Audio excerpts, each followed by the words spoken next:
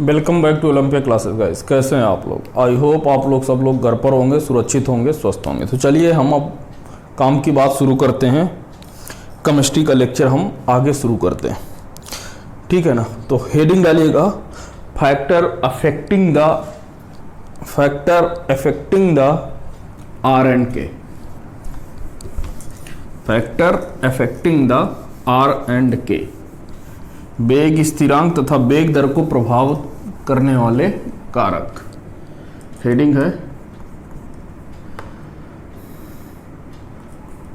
वेग दर व वेग स्थिरांक को प्रभावित करने वाले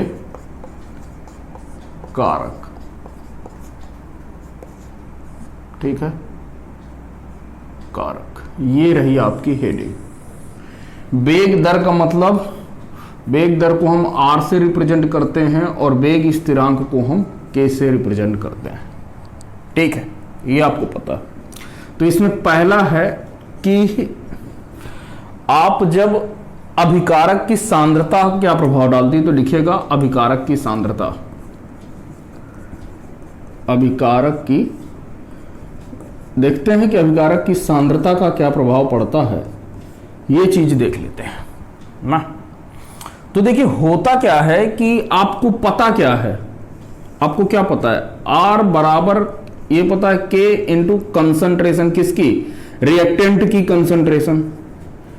यही तो लिखते थे, आर बराबर के इंटू सांद्रता, के इंटू सांद्रता। अब ये कह रहा है कि यदि हम अभिकारक की सांद्रता को क्या कर दें, बढ़ा दें, तो देखिए ये के क्या है, कांस्टेंट है। यदि हम कंसंट्रेशन बढ़ाएंगे, यदि हम सांद्रता बढ़ाएंगे तो आर भी क्या होगा, बढ़ेगा। बात समझ रहे हो? यदि हम सांद्रता बढ़ाएंगे तो अब अभिक्रिया की दर भी क्या होगी, बढ़ेगी। यानी कि यदि हम कंसंट्रेशन बढ़ाते हैं, इंक्रीज करते हैं, तो आपका क्या होता है, रेट भी आपका बढ़ेगा। लेकिन जो आपका ये है, के है, वेग स्थिरांक है, वो आपका क्या होगा, कांस्टेंट रहेगा। क्या रहेगा? कांस्टेंट रहेगा। मतलब ये ना तो बढ़ेगा ना ही घटेगा। इसका रीजन देखो क्या है, देखो यहां से के की वैल्यू निकालो तो के बराबर कितना हो जाएगा, आर डिवाइडेड बाई सांद्रता, कंसंट्रेशन, यही तो है। अब भाई आप जितना आर बढ़ा रहे हो तो कंसंट्रेशन भी तो उतना ही बढ़ रहा है, तो जितना आर बढ़ रहा है उतना ये भी बढ़ रहा है, तो कोई फर्क नहीं पड़ेगा। के क्या रहेगा आपका, कांस्टेंट रहेगा। दूसरा देखते हैं कि टेम्परेचर का क्या प्रभाव पड़ता है, तो लिखिएगा ताप का प्रभाव। ताप का प्रभाव, देखिए यदि हम टेम्परेचर क्या कर दें, यदि हम टेम्परेचर बढ़ा दें तो होता क्या है, लिखिएगा कि आर व के दोनों बढ़ते हैं, दोनों बढ़ते हैं। ये पहले लिख लीजिए, बढ़ते हैं। अब क्यों बढ़ते हैं, इसका रीजन मैं आपको बता दे रहा हूं। देखिए आर का प्रभाव क्या है कि आर बढ़ रहा है तो मतलब टेम्परेचर का प्रभाव क्या पड़ रहा है कि यदि हम टेम्परेचर बढ़ाएंगे तो वेग दर और उसका वेग स्थिरांक दोनों बढ़ते हैं। रीजन क्या है, देखो जब हम टेम्परेचर बढ़ाएंगे, टेम्परेचर हमने क्या कर दिया, इंक्रीज कर दिया, तो होगा क्या ये कि देखो, क्योंकि ये गैसेज होती हैं, कुछ गैस होती हैं, कुछ आपके द्रव होते हैं, तो जब इनको आपस में जब अपक्रिया कराई जाती है तो इनके जो कोलिजन, मतलब आपस में परमाणुओं के अणुओं की टक्कर क्या हो जाती है, बढ़ जाती है। तो लिखिएगा कि यहां पर क्या हो जाएगा, काइनेटिक एनर्जी। टक्कर बढ़ने का मतलब क्या है कि काइनेटिक एनर्जी किसकी जो है बढ़ जाएगी। तो लिखिएगा काइनेटिक एनर्जी ऑफ मॉलिक्यूल, वो क्या हो जाएगी, वो भी बढ़ जाएगी। जब काइनेटिक एनर्जी बढ़ जाएगी, जब काइनेटिक एनर्जी बढ़ जाएगी, तो काइनेटिक एनर्जी बढ़ने का क्या मतलब है कि अभिक्रिया के जितने भी अभिकारक होंगे उनकी आपस में टक्कर क्या हो जाएगी, बढ़ जाएगी। तो यहां पर क्या हो जाएगा, टक्कर, यानी कि संघट्ट संघट्ट आपका क्या हो जाएगा, बढ़ जाएगा, टक्कर बढ़ जाएगी। और जब टक्कर बढ़ जाएगी तो आपका आर भी बढ़ जाएगा और के भी बढ़ जाएगा। बात समझ में आई? तो ये सब सारी चीजें हैं, इनको आप लिख लीजिए। ठीक है, लिख लिया कि जब ताप का प्रभाव क्या पड़ेगा कि ये और ये दोनों बढ़ेंगे। तो ये तो ए नंबर पे था, अब आप बी नंबर डालो इसी पे। तो बी नंबर क्या है कि देखिए, जब हम क्या करते हैं कि यदि टेम्परेचर हम 10 डिग्री बढ़ाते हैं, क्या करते हैं, टेम्परेचर 10 डिग्री बढ़ाते हैं, तो आपका आर या के दोनों आपका 2 से 3 गुना बढ़ जाता है। जब हम किसी का टेम्परेचर, किसी अभिक्रिया के सांद्रता का जो मतलब जो अभिक्रिया के जो अभिकारक होते हैं उनका टेम्परेचर यदि हम 10 डिग्री बढ़ा दें, 10 डिग्री से उनका टेम्परेचर क्या कर दें, बढ़ा देते हैं, तो उनकी जो आपका जो आर और के होते हैं, जो अभिक्रिया की दर तथा अभिक्रिया का ब्रेग स्थिरांक, वो दोनों क्या हो जाते हैं, 2 या 3 गुना बढ़ जाते हैं, 2 या 3 गुना बढ़ जाते हैं। इसको टेम्परेचर कोफिशिएंट, मतलब इसको जो है ताप कोफिशिएंट को, यार मतलब अब ये हिंदी नहीं पता तो इसको क्या बोलते हैं, टेम्परेचर कोफिशिएंट। इसको टेम्परेचर कोफिशिएंट से रिप्रेजेंट करते हैं, जिसको हम म्यू बोलते हैं। तो लिखिएगा, प्रत्येक 10 डिग्री ताप बढ़ाने पर अभिक्रिया की दर व अभिक्रिया की दर और वेग स्थिरांक 2 या 3 गुना बढ़ जाते हैं।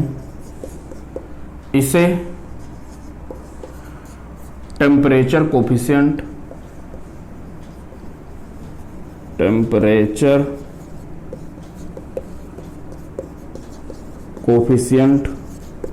म्यू द्वारा, किसके द्वारा, म्यू द्वारा व्यक्त करते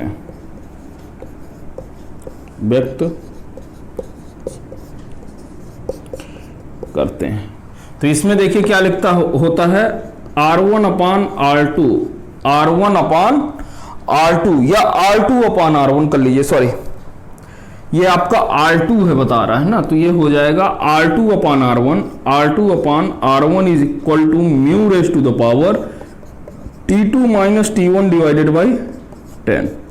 ये और म्यू क्या है आपका, टेम्परेचर कोफिशिएंट है। इसी तरीके से K2/K1 ये भी आपका दिया जाएगा किससे, K2/K1 इज इक्वल टू, इसको भी हम लिख सकते हैं म्यू, ये लेकिन ये म्यू की पावर है भाई, क्या है, म्यू की पावर में है T2 - T1 डिवाइडेड बाई 10। तो ये आप लोग ध्यान रखिएगा कि ये सब सारी चीजें कैसे हो रही हैं। एक लाइन और आपको लिखना है कि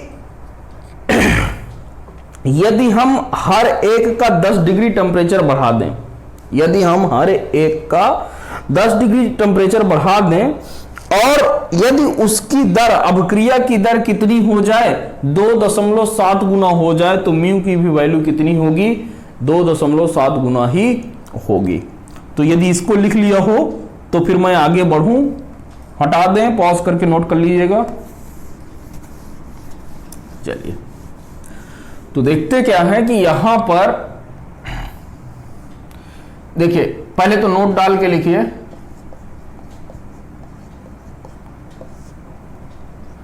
नोट डाल के क्या लिखना है कि अधिकतर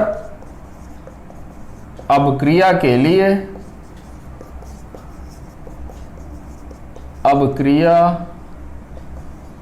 के लिए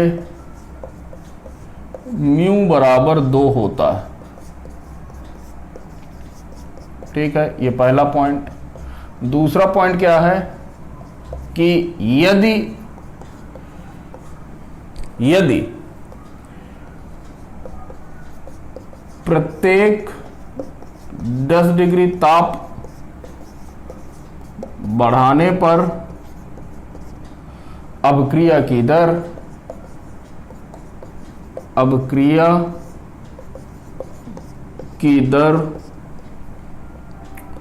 2.7 गुना बढ़ जाए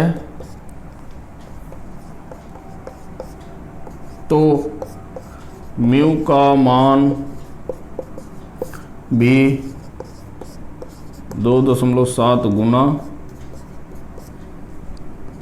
2.7 हो जाएगा।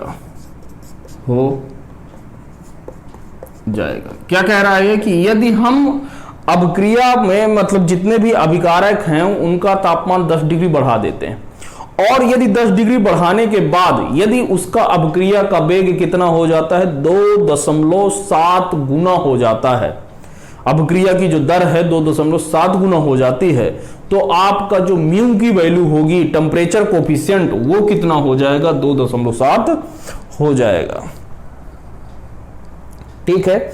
अच्छा, एक चीज और आपको लिख लेना है। क्या लिखना है कि यहां पर जो आपका जो टेम्परेचर है वो हमेशा किस में लिखेंगे, केल्विन में लिखेंगे। तो तीसरा पॉइंट है ताप को हमेशा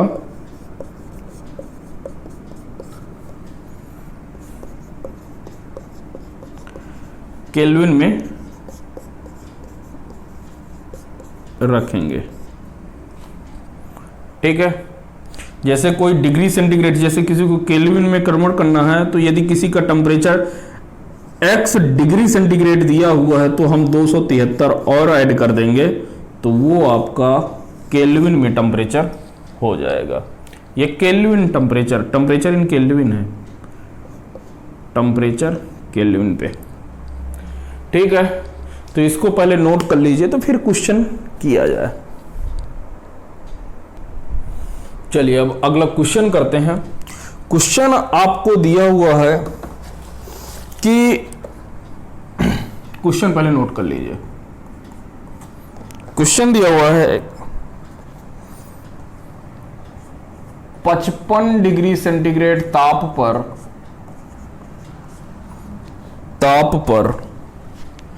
वेग स्थिरांक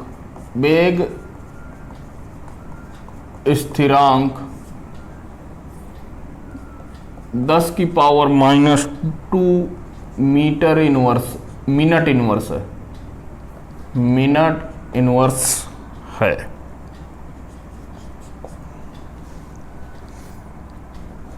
क्या रहा है कि नया वेग स्थिरांक ज्ञात कीजिए। नया वेग स्थिरांक ज्ञात कीजिए जब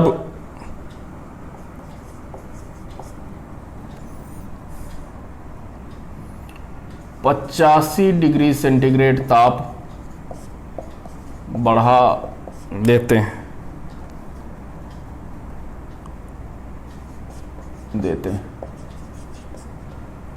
यदि प्रत्येक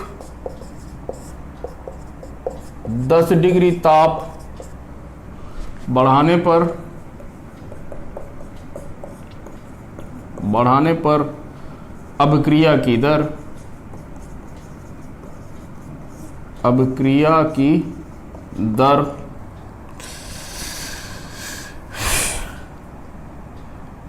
हो जाती है पहला, दूसरा और ये तीसरा, 2 गुना, 2.5 गुना और 3 गुना। ये आपको निकालना है। ठीक है, क्या कह रहा है कि आपको वेग स्थिरांक दिया हुआ है। सॉल्यूशन देखिए पहले क्या दिया हुआ है, वेग स्थिरांक दिया हुआ। कब दिया हुआ? 55 डिग्री सेंटीग्रेड पर, मतलब के आपका 55 डिग्री सेंटीग्रेड पर दिया हुआ है 10⁻⁻² मिनट इनवर्स दिया हुआ है। अब कह रहा है कि नया वेग स्थिरांक बताना है जब हम टेम्परेचर कितना कर देते हैं, 85 डिग्री बढ़ा देते हैं। मतलब कि के 88 वाला हमें क्या करना है, बताना है। के 88 हमें बताना है, टेम्परेचर बताना है। कह रहा है कि यदि प्रत्येक 10 डिग्री ताप बढ़ाने पर अभिक्रिया की दर हो जाती है, तो अभिक्रिया की दर मतलब आर से यहां पर दिया हुआ, क्या दिया हुआ, आर के बारे में जानकारी दिया हुआ है। तो आपको पता है, लिखिएगा, हम जानते हैं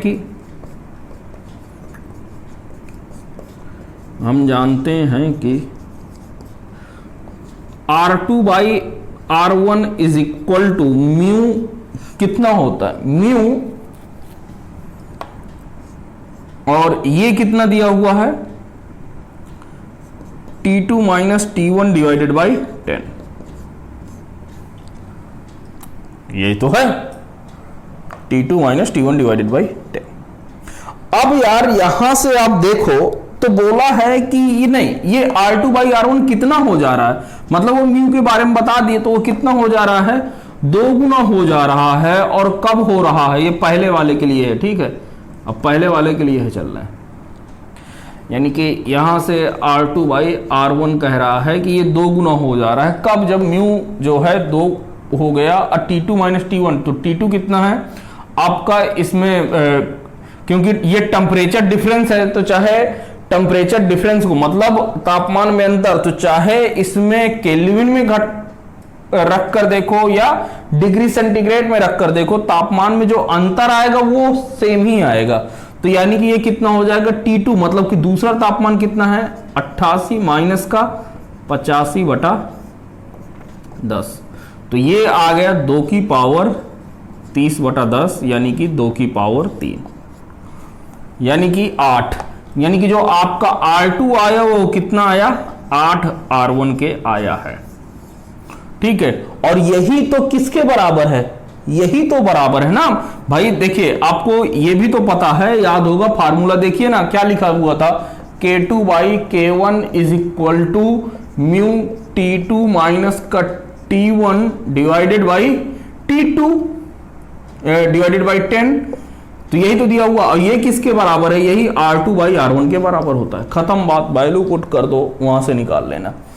ठीक है, तो R2 यहां से K2 आपको कितना दिया हुआ, सॉरी K2 आपको निकालना है, मतलब K 88 पर निकालना है, और K 55 पर ये रहा, और ये रहा R2 इज इक्वल टू कितना है, हो जाएगा 8 R1। R2 is equal to कितना हो जाएगा, 8 R1। तो ये 8 R1 डिवाइडेड बाई R1, तो R1 से R1 कैंसिल, तो ये यहां से K 88 इज इक्वल टू आपका कितना हो जाएगा, 8 गुणे K 55। K 55 पर आपको दिया हुआ है, तो 8 गुणे 10 की पावर -2 मिनट इनवर्स। इसी तरीके से आप दूसरे वाले का निकाल लेंगे। तो दूसरे वाले का जब निकालेंगे तो यहां से R2/R1 जो आपका आएगा वो आपका हो जाएगा 2.5 की पावर 3, मतलब कि 12.5। यहां से आप R2 बराबर आपका हो जाएगा 12.5 R1। यहां से यार वैल्यू पुट कर लेना, तो K 88 बराबर आप लिख दो, K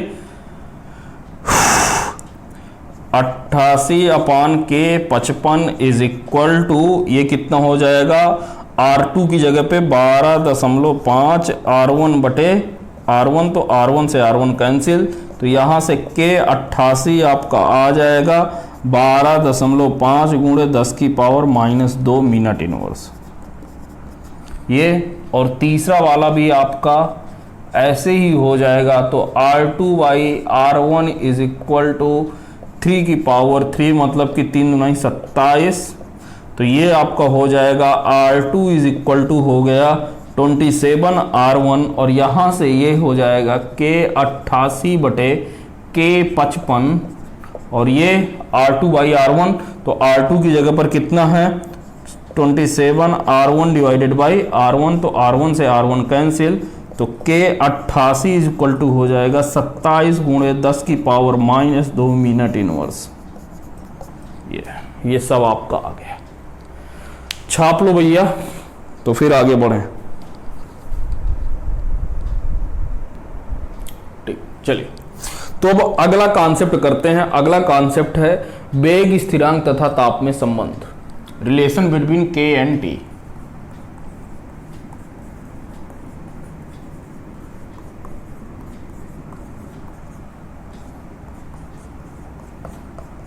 वेग स्थिरांक तथा ताप में संबंध दिख रहा है कि नहीं? ये दिखना बहुत महत्वपूर्ण।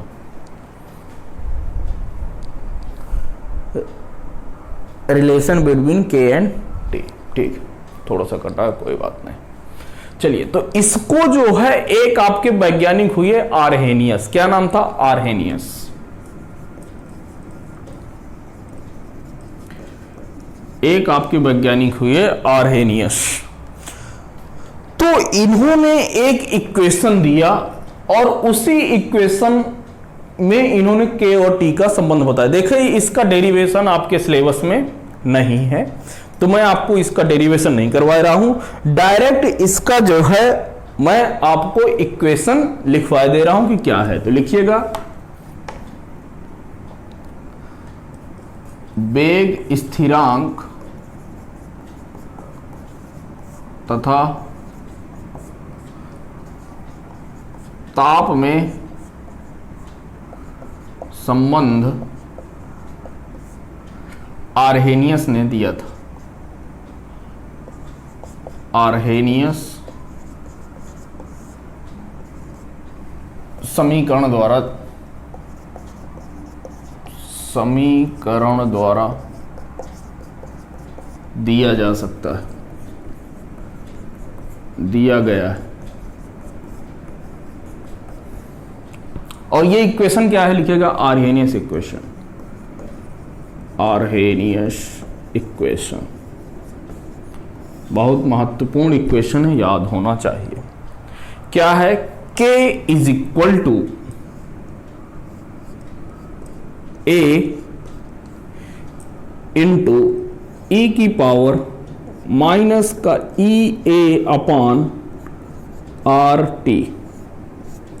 ये आपकी आर्हेनियस इक्वेशन है, आर्हेनियस समीकरण है। यहां पर K आपका क्या है? वेग स्थिरांक है। क्या है? वेग स्थिरांक है, वेग स्थिरांक है। और ये आपका A है आर्हेनियस फैक्टर। A क्या है? Arrhenius factor. E क्या है? आपकी एक्टिवेशन एनर्जी। क्या है? Activation energy. एक्टिवेशन एनर्जी का मतलब संक्रियण ऊर्जा। संक्रियण ऊर्जा, ठीक है। R आपका क्या है? गैस कांस्टेंट है। क्या है? Gas constant. गैस कांस्टेंट यानी कि गैस नियतांक। गैस नियतांक। और जो R की जो वैल्यू होती है ये आप लिख सकते हैं 8.314। ये कब लिखेंगे? ये तब लिखेंगे जब आपकी जो बाकी सारी चीजें जूल पर मोल सेंटीग्रेड में दिए रहे, या इसकी वैल्यू होती है 1.9298 या अप्रोक्सीमेटली 2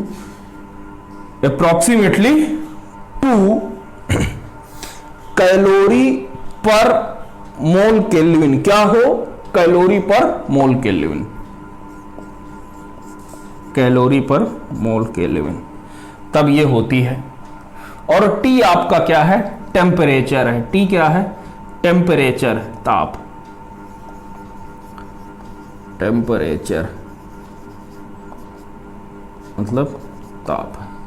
ए की जो यूनिट होती है टाइम इनवर्स होती है। क्या होती है? Time inverse. इसको आप क्या कहते हैं? फ्रीक्वेंसी भी कहते हैं, फ्रीक्वेंसी फैक्टर। क्या कहते हैं? Frequency factor. एक मिनट, आर्हेनियस फैक्टर को हम क्या कहते हैं? Frequency factor. आवृत्ति और फैक्टर को जो भी कहते हो, फ्रीक्वेंसी फैक्टर। इसको तो यार आवृत्ति बोलते हैं और फैक्टर को नहीं पता। और इसकी जो यूनिट होती है वो कितनी होती है? Time inverse. कितना होती है? Time inverse. तो चलिए पहले इसको नोट कर लीजिए, फिर हम आगे बढ़ते हैं, क्वेश्चन के थ्रू समझते हैं बाकी सब सारी चीजें क्या होती हैं वो हम करते हैं। तो पहले प्लीज आप इसको नोट कर लीजिए। चलिए अब इसके कुछ पॉइंट करते हैं। तो पहला पॉइंट है कि आपको क्या पता है कि K इज इक्वल टू ए ई की पावर माइनस का ई ए अपॉन आर टी। ये आपको पता है। यहां पर यदि टी आपका इनफाइनाइट हो जाए, क्या हो जाए? इनफाइनाइट हो जाए। क्या हो जाए? इनफाइनाइट। तो ये कितना बन जाएगा? K is equal to A into E की पावर जीरो। ई की पावर जीरो का मतलब एक, तो K बराबर ए आ गया। क्या आ गया? K बराबर ए। अब ए की जो यूनिट होती है वो कितनी होती है? Time inverse. अभी मैंने आपको बताया कितनी होती है? Time inverse. अच्छा, तो इसके लिए भी, इसके तो K की भी, भाई ये दोनों बराबर आ गए, तो यानी कि K की यूनिट भी कितनी होनी चाहिए? Time inverse. कितनी होनी चाहिए? Time inverse. तो K की यूनिट टाइम इनवर्स किसके लिए होती है? फर्स्ट ऑर्डर के लिए। किसके लिए होती है? फर्स्ट ऑर्डर के लिए। क्योंकि फर्स्ट ऑर्डर के लिए K बराबर होता है 0.693 डिवाइडेड बाई टी हाफ। यही होता है ना। तो ये टी हाफ आपका टाइम है, तो इसकी यूनिट कितनी हो जाएगी? Time inverse. कितनी हो जाएगी? Time inverse. तो लिख लीजिएगा, अतः आर्हेनियस समीकरण प्रथम कोटकीय अभिक्रिया के लिए अप्लीकेबल। तो लिख लीजिए, यहां पर दो ही हैं तो लिखे देता हूं। अतः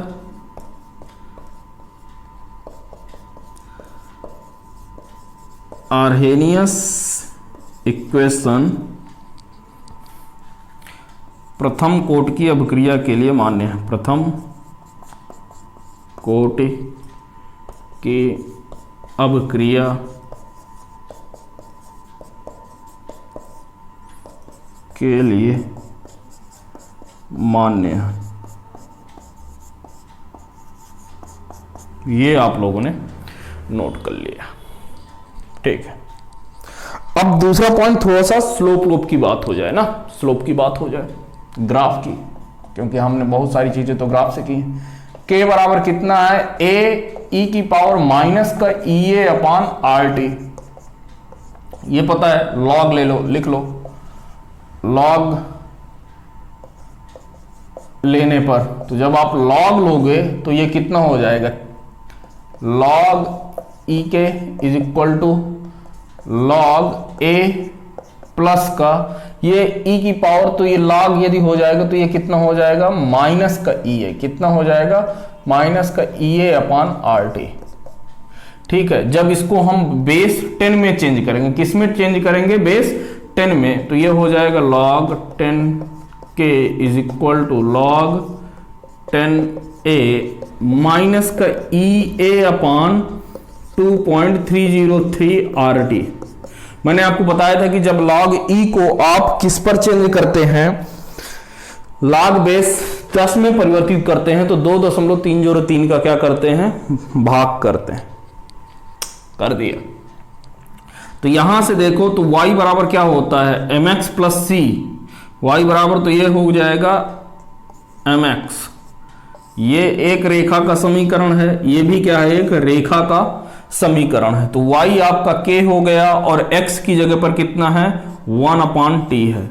तो आप जब ग्राफ बनाओगे किसका? 1/t का ग्राफ जब बनेगा, किसके साथ? log k के साथ। किसके साथ? log k के साथ। तो आप देखो तो यहां से ये इंटरसेप्ट कैसा है, निगेटिव स्लोप है ना, स्लोप कैसा है, निगेटिव है भाई। m बराबर यहां से आप यदि वैल्यू निकालो किसकी, क्योंकि x बराबर कितना हुआ ना अपॉन t, तो यहां से m बराबर जब आप निकालोगे तो माइनस का EA अपॉन 2.303 r, यही तो है, देख लो क्लियर है, यही आया है ना। तो यही आपका क्या हो जाएगा, स्लोप हो जाएगा। और यहां से ये आपका निगेटिव स्लोप आया है, साफ साफ दिख रहा है कि कैसा है, निगेटिव स्लोप है, मतलब ढाल आपका निगेटिव है, तो ये रहा। और इसका स्लोप जो है यानी कि प्रवणता ये आपकी है कितनी, माइनस का EA अपॉन 2.303 r।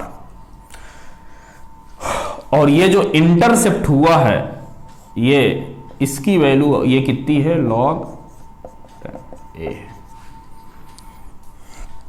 ठीक है, log a है।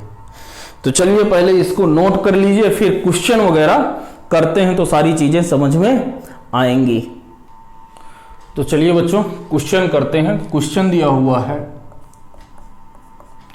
आपको दिया हुआ है k बराबर 3 गुणे 10 की पावर 15 e के पावर माइनस का 4000 बटा t, माइनस का 4000 बटा t। आपको इसमें ज्ञात करना है, लिखिएगा ज्ञात कीजिए, ज्ञात कीजिए। पहला है आपका क्या ज्ञात करना है, प्रवणता ज्ञात कीजिए। क्या ज्ञात करना है, प्रवणता, प्रवणता ज्ञात कीजिए। दूसरा आपको क्या ज्ञात करना है, एक्टिवेशन एनर्जी, एक्टिवेशन एनर्जी आपको बताना है, मतलब का EA आपको ज्ञात करना है, संक्रियण ऊर्जा। तीसरा है आपको आर्हेनियस फैक्टर बताना है, आर्हेनियस फैक्टर, यानी कि आपको A बताना है कि वो कितना है। और चौथा आपको क्या बताना है, इंटरसेप्ट बताना है। इंटरसेप्ट मतलब जो y एक्सिस पे कहां पर काट रहा है, ये y अक्ष पर कहां काटेगा, कहां काटेगा। तो यानी कि एक तरीके से आपको क्या बताना है, आपको बताना है log k की वैल्यू बताना है, ठीक है। पॉज करके इसको सॉल्व करने की कोशिश करिए, ठीक है। चलिए शुरू करें मेरे भाई, तो चलो फिर शुरू करते हैं। इसमें तो सॉल्यूशन देखो, इसको मैं समीकरण 1 मान लूं, और आपको क्या पता है k बराबर a इंटू ई की पावर माइनस का EA अपॉन RT, यही होता है, माइनस का EA अपॉन RT।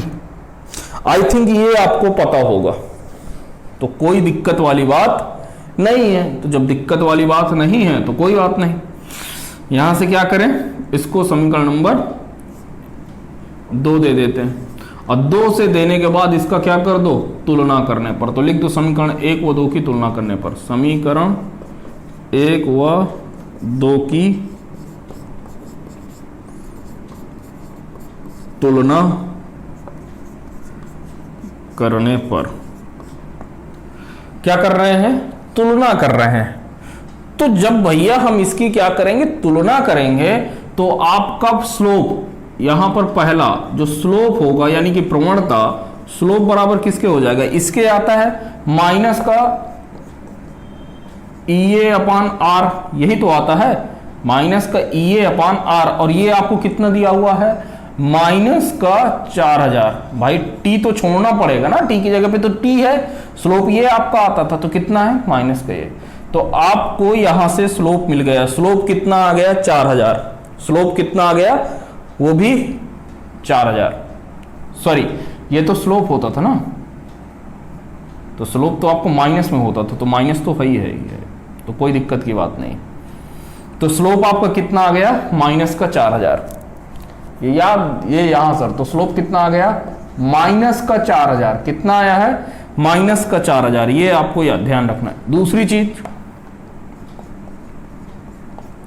यहां से अब आपको क्या एक्टिवेशन एनर्जी चाहिए, क्या चाहिए? एक्टिवेशन एनर्जी, मतलब कि ईए चाहिए। तो ईए बराबर कितना है?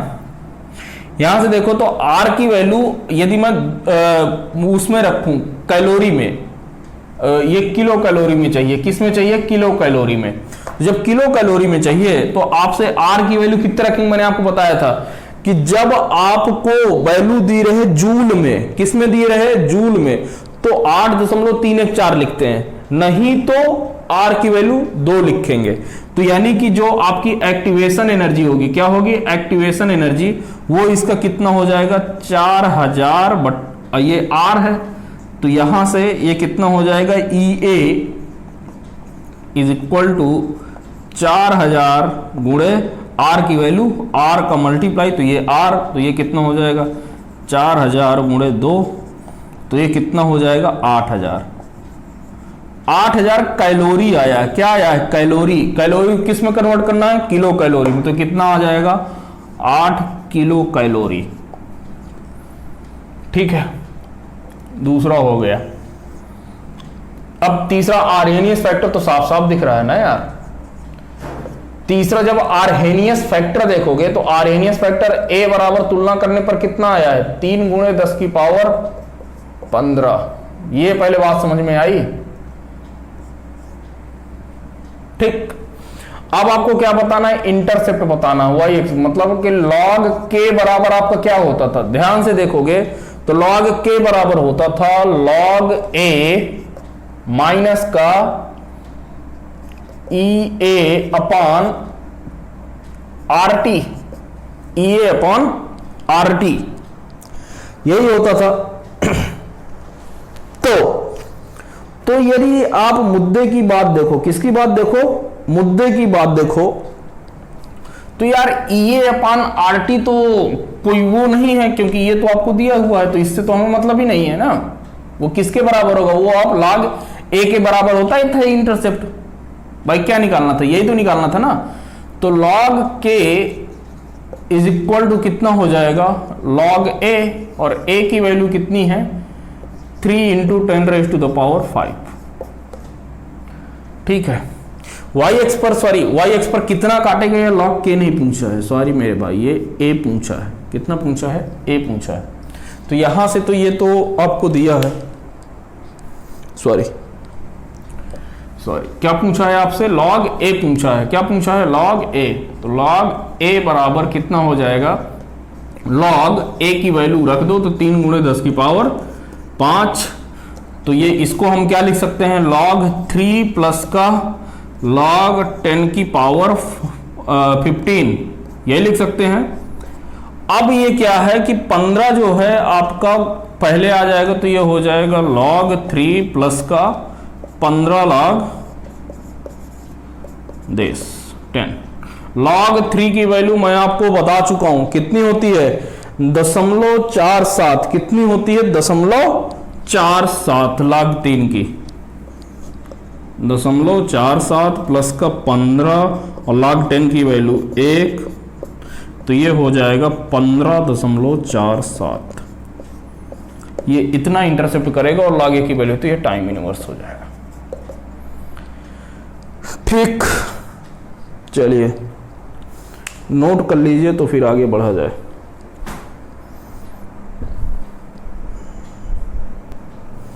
अब देखिए इसी में थोड़ा सा नया कॉन्सेप्ट है, तो उसको पहले देख लेते हैं कि आपका T1 समय पर लिखेगा ताप T1 पर आपका क्या है? वेग स्थिरांक K1 है। वेग स्थिरांक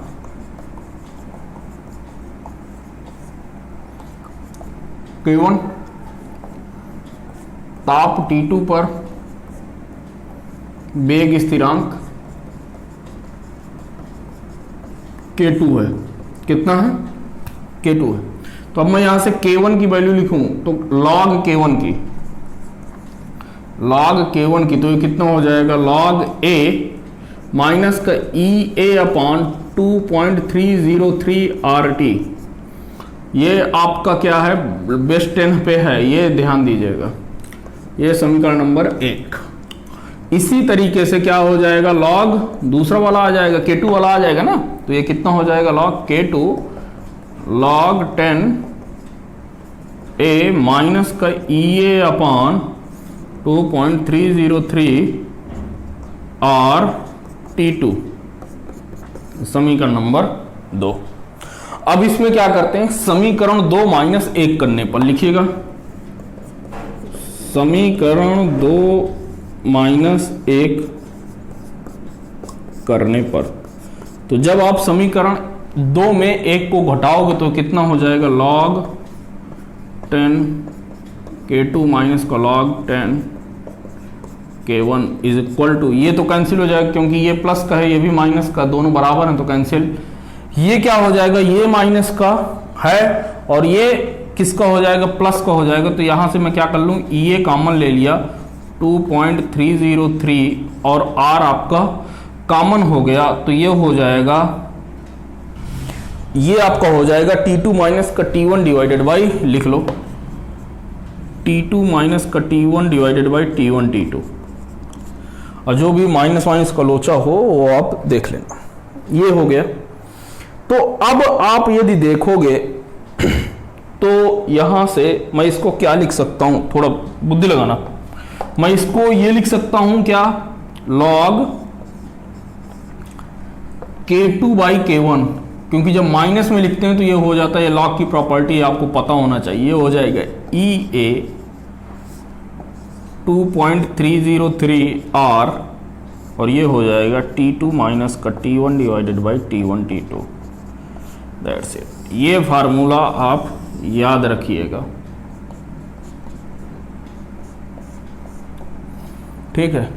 फिर हम इसका क्वेश्चन करते हैं, ठीक है। लिख लिया हो तो अब हम क्वेश्चन नोट करते हैं, तब तक आप इसे छाप लो। क्वेश्चन है,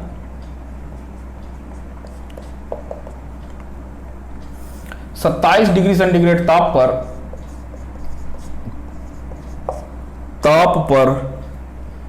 अब वेग स्थिरांक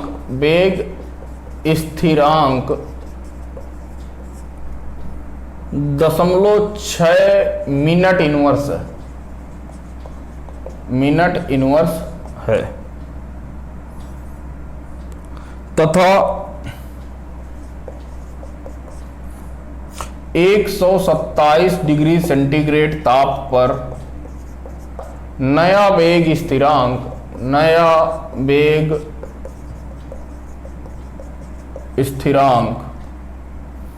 कितना है आपका, दिया हुआ है 6 मीटर इनवर्स है, 6 मिनट इनवर्स है।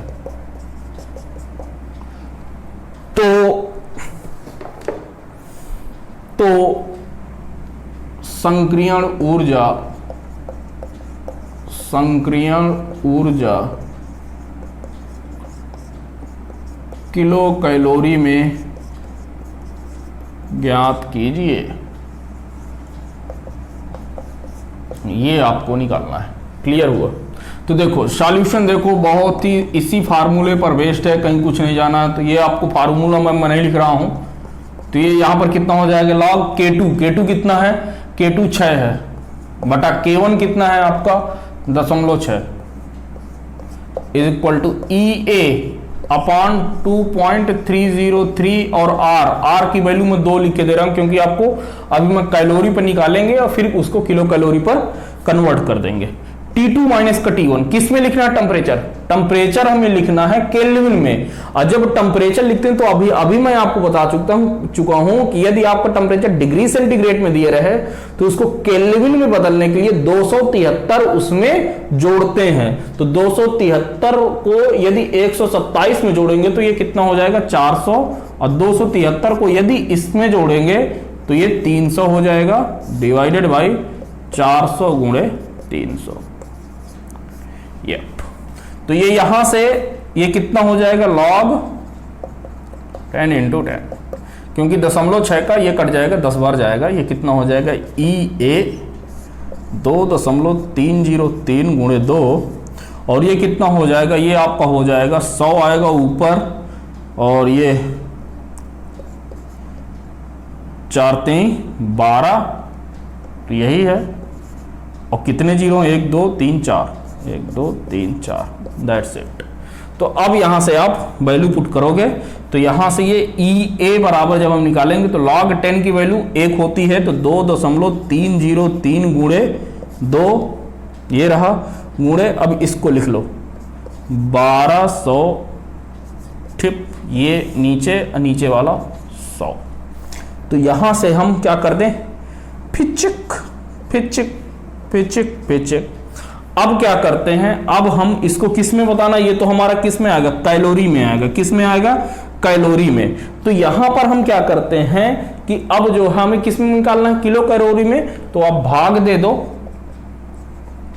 किसका, 1000 का, तो 2.303, मैं इसको क्या लिख सकता हूं, ये तो हो जाएगा 2.303 गुणे 12 दूनी 2400 बटा 1000,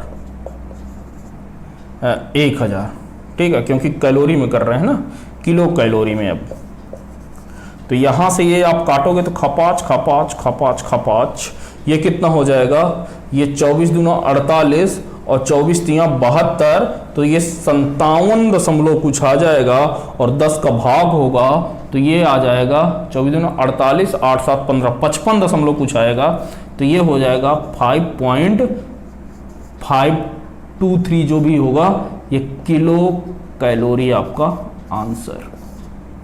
एक्टिवेशन एनर्जी की ये वैल्यू आ गई, ठीक है। तो आप इसे नोट कर लीजिए। तो चलिए फिर से आपको एक चीज ये याद होनी चाहिए कि आपने क्या निकाला था आज, log 10 K is equal to log 10 A minus का EA अपॉन 2.303 RT। यहां से देखिएगा कि यदि मैं टेम्परेचर को क्या कर दूं, बढ़ा दूं, मतलब कि T बढ़ा दूंगा। जब T बढ़ाऊंगा तो यदि मान के चलो कि ये वाली जो क्वांटिटी है, ये EA मान के चलो कि आपकी ये जो EA ऊपर रहेगा, तो जब T बढ़ाऊंगा तो EA क्या होगा, घटेगा। EA क्या होगा, घटेगा। EA क्या होगा, घटेगा। भाई ये वाली क्वांटिटी तो घटेगी ना, तो यानी कि आपकी एक्टिवेशन एनर्जी क्या हो रही है, कम हो रही है। एक्टिवेशन एनर्जी कम हो रही है, इधर से ये आपका बढ़ रहा है, तो आपकी K की वैल्यू, भाई ये ज्यादा है, इस ज्यादा में से ये कम वाला घटेगा, तो आपकी K की वैल्यू क्या होगी, आपकी K की वैल्यू भी इसके लिए क्या हो जाएगी, बढ़ जाएगी, क्योंकि EA आपका ये घट रहा है और ये बढ़ रहा है, तो ये K आपका क्या हो जाएगा, बढ़ जाएगा। टेम्परेचर बढ़ाने पे मैंने बताया था, तो आपको याद होना चाहिए कि टेम्परेचर बढ़ाने पे क्या होता है, एक्टिवेशन एनर्जी घट जाती है। क्यों घट जाती है, क्योंकि उसके कोलिजन ज्यादा होने लगते हैं, तो उसको कम ऊर्जा की जरूरत पड़ती है। K बढ़ जाएगा, जब K बढ़ जा रहा है तो आपका R तो आपका बढ़ ही रहा है कि अभिक्रिया की दर बढ़ जा रही है। ये हम पढ़े थे और आज ये वाला फार्मूला हम लोग पढ़े हैं, ठीक है। तो चलिए अब आपसे एक इसी में अगला वाला बचा है, कैटलिस्ट का क्या प्रभाव पड़ेगा, तो उसको हम अगले लेक्चर में देखेंगे और फिर उस पर आगे फर्दर कुछ चीजें काम करेंगे, एनर्जी बैरियर वगैरह देखेंगे। तो चलिए, यदि अभी तक आपने चैनल को सब्सक्राइब नहीं किया है तो चैनल को सब्सक्राइब कर लीजिएगा, ताकि आपको समय पर नोटिफिकेशन मिलता रहे। और प्लीज़ यार, आपके जितने भी फ्रेंड्स हों, आप उनको सबको इस चैनल के बारे में बताइए कि इस पर फिजिक्स और केमिस्ट्री आपकी दोनों फ्री ऑफ कास्ट पढ़ाई जा रही हैं, कोई चार्जेस नहीं है, जब तक आपकी क्लासें ऑफलाइन नहीं शुरू हो जा रही हैं, ठीक है। तो चलिए मिलते हैं आपसे अगले लेक्चर में। Thank you very much.